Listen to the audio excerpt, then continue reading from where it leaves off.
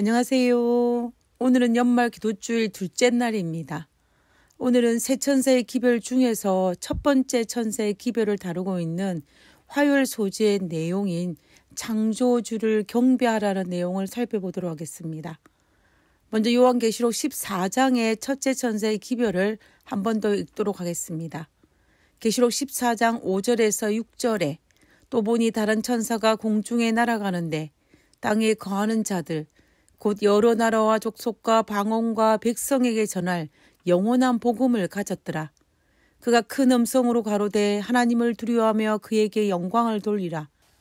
이는 그의 심판하실 시간이 이르렀음이니 하늘과 땅과 바다와 물들의 그늘을 만드신 이를 경배하라 하더라.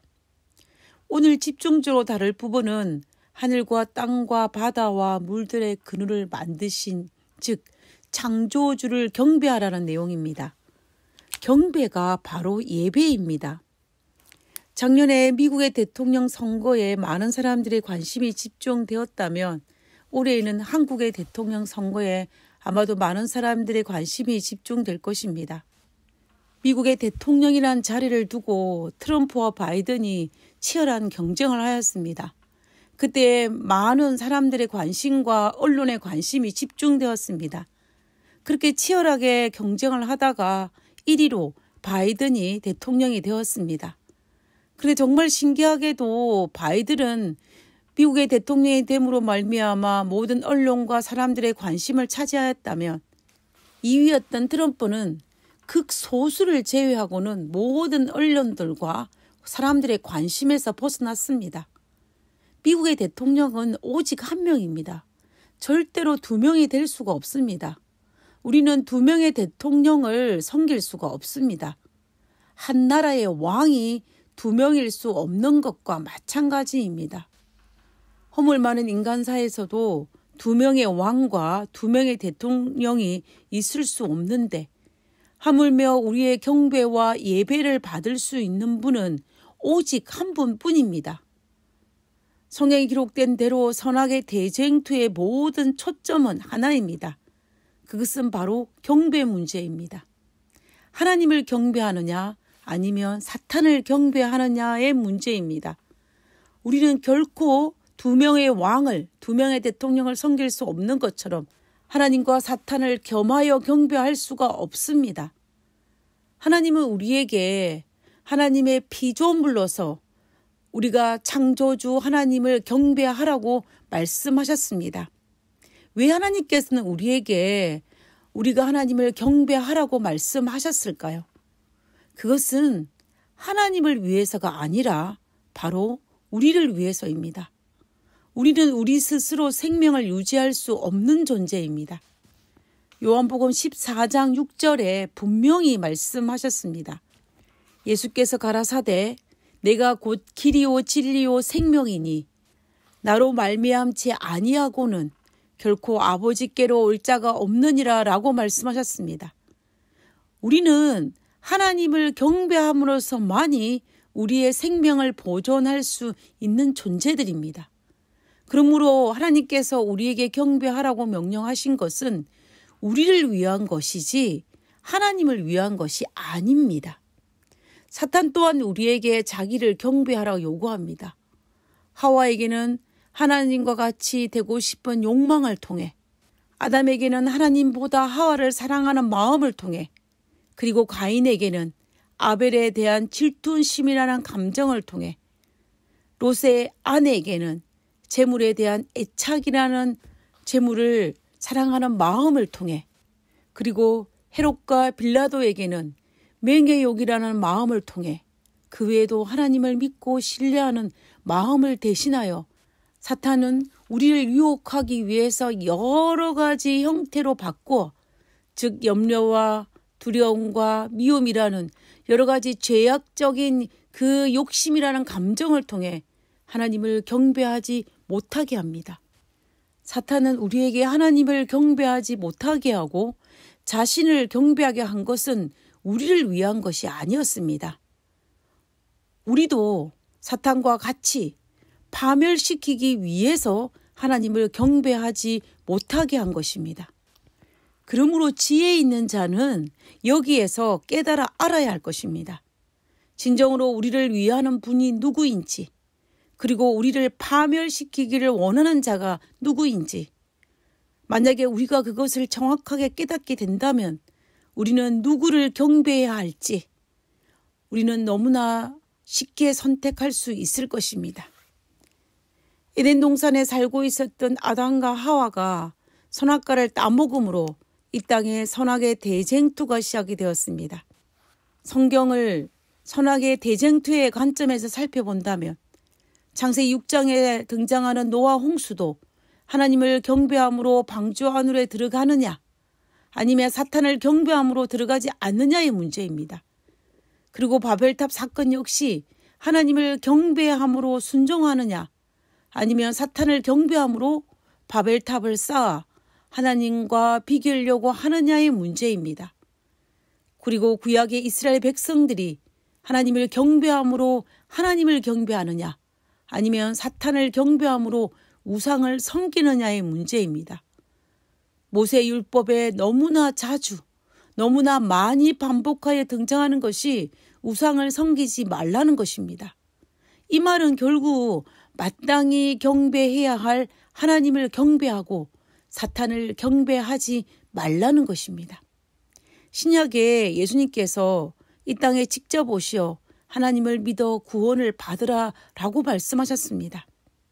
이 말은 하나님을 경배함으로 우리가 생명을 얻어라 라고 말씀하시는 것입니다.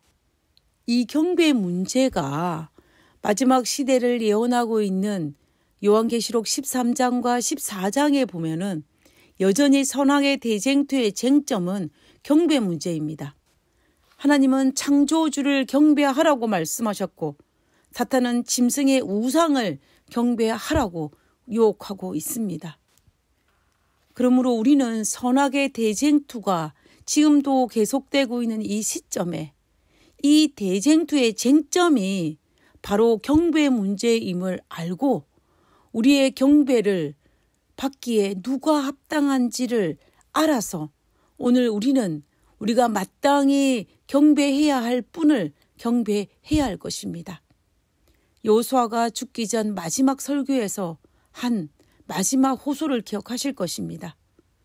노령의 여호수아가 이스라엘 백성들을 향하여 여호수아 24장 15절에 만일 여호와를 섬기는 것이 너희에게 좋지 않게 보이거든 너희 열조가 강 저편에서 섬기던 신이든지 혹 너희의 거하는 땅 아모리 사람의 신이든지 너희 섬길 자를 오늘날 택하라.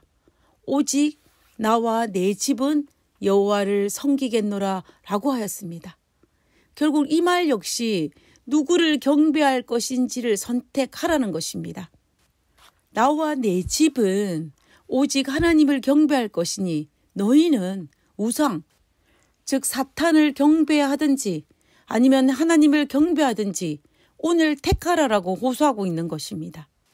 아마 이 연말 기도주일에 참석하고 있는 우리들은 사탄을 경배하기로 선택한 사람은 아마 아무도 없을 것입니다. 모두가 다 하나님을 경배한다고 고백할 것입니다. 그렇다면 우리가 지금 조심해야 할 것은 무엇일까요? 혹시나 나도 모르게 사탄이 우리를 하나님과 멀어지게 하기 위해 만들어 놓은 덫에 걸려 넘어지지 않도록 조심해야 할 것입니다. 그러면 우리가 어떻게 걸려 넘어지지 않을 수 있을까요? 방법은 너무나 단순하지만 너무나 확실한 방법입니다. 그것은 사탄이 만들어 놓은 덫의 종류에 대해서 연구하기보다는 하나님께 날마다 더 가까이 나아가는 것입니다. 하나님께 더 가까이 나아가면 나아갈수록 사탄은 우리 주변에 수도 없이 쳐놓은 그 덫이 사라지게 될 것이고 우리는 사탄의 덫에 걸려 넘어지지 아니하고 오직 우리의 창조주요 구속주이신 하나님을 경배, 하나님을 예배하게 될 것입니다. 이처럼 중요한 대쟁투의 쟁점인 이 예배와 경배의 속성은 과연 무엇일까요? 첫 번째는 경배, 예배는 곧 우리의 믿음의 고백입니다.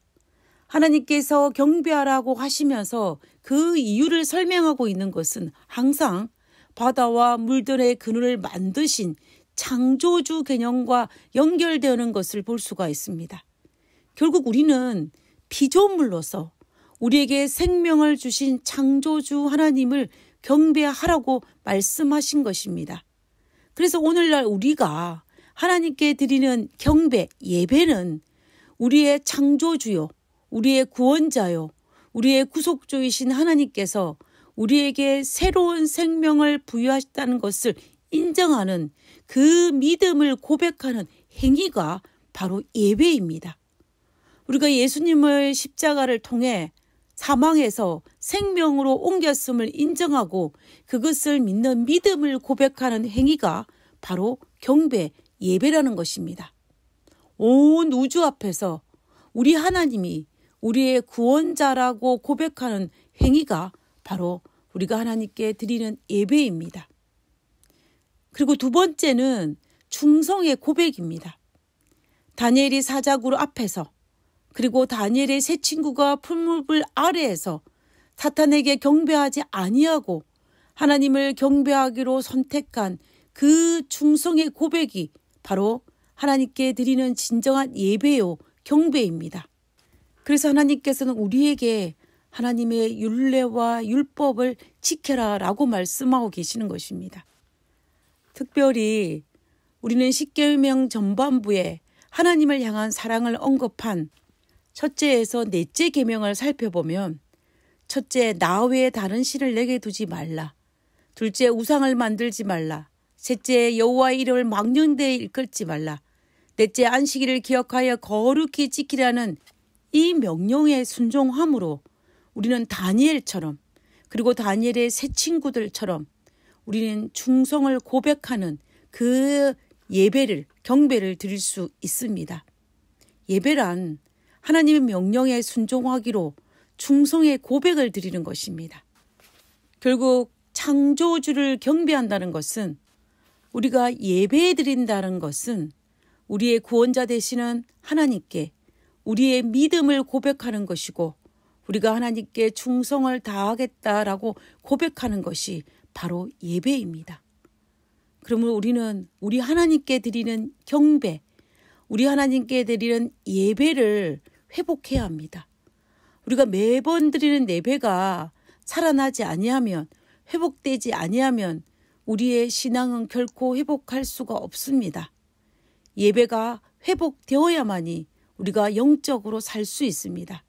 하나님께 올바른 예배를 드리지 아니하면서 우리가 어떻게 우리의 신앙을 회복할 수 있다라는 말입니까? 예배는 우리의 삶과 죽음이 달린 아주 중요한 문제입니다.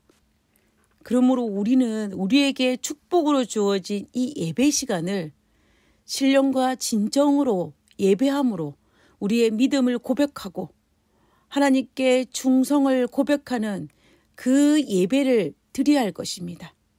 우리의 하나님과 어린 양 앞에 엎드려 경배하는 우리가 되어야 할 것입니다.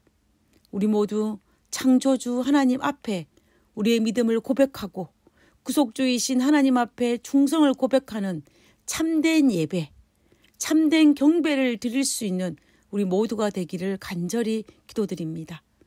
하늘에 계신 저희들의 아버지, 날마다 하나님 앞에 올바른 예배를 드릴 수 있도록 도와주시옵소서. 날마다 하나님 앞에 신령과 진정으로 우리의 믿음을 고백하고 하나님께 충성을 고백하는 참된 예배, 참된 경배를 드릴 수 있는 당신의 종들이 될 수 있도록 주여 도와 주시옵소서. 하나님, 다니엘과 다니엘의 세 친구처럼 하나님 앞에 끝까지 충성하며 우리의 믿음을 고백하는 그런 저희들 될 수 있도록 도와주옵기를 간구하며 거룩하신 예수님 이름으로 기도드렸습니다. 아멘.